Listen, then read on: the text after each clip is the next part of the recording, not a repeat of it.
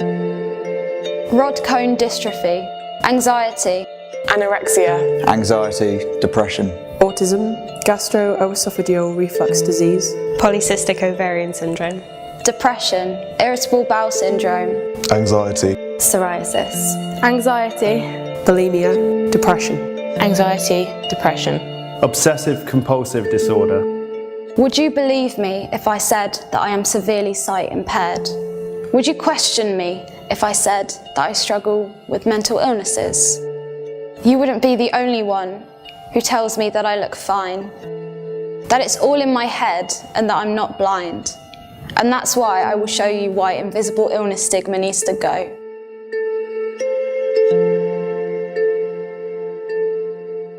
When I was younger, people liked to focus on my weight and the way that I looked. And that made me want to lose weight any way that I could. So I started to make myself sick. And that made me very self-conscious. And that in turn caused me to develop gastroesophageal reflux disease. People message me about how many calories are in something or how to burn fat. They don't realise that it's not just about calories and not just about food. People assume that my hormone imbalance isn't a big deal, but for me it's a daily struggle.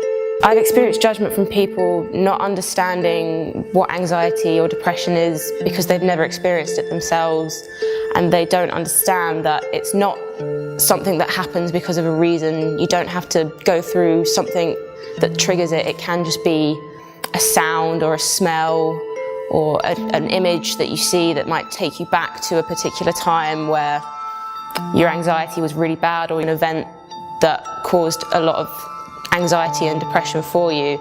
And when you're in that moment, you're in a spin of darkness and not knowing what way to get out of it, what way is up, essentially. And it's not as simple as just pulling yourself together, as a lot of people will say, and just getting on with things, or just going outside and getting some sun, or just going to the gym. It's not that simple to just pull yourself out of depression.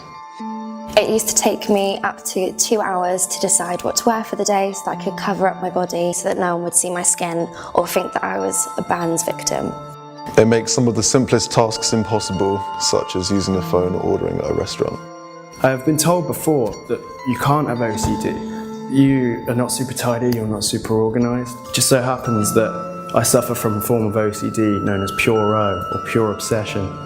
I'm constantly plagued by intrusive thoughts and have an internal struggle within my mind between my rational side of my brain and the irrational fears that the OCD presents.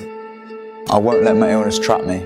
I will not be controlled by my illness. My illness doesn't make me any less of a woman. My illness is a part of me, but I won't let it define me. My illness is not contagious. I will not be bullied by my illness. It's not all in my head.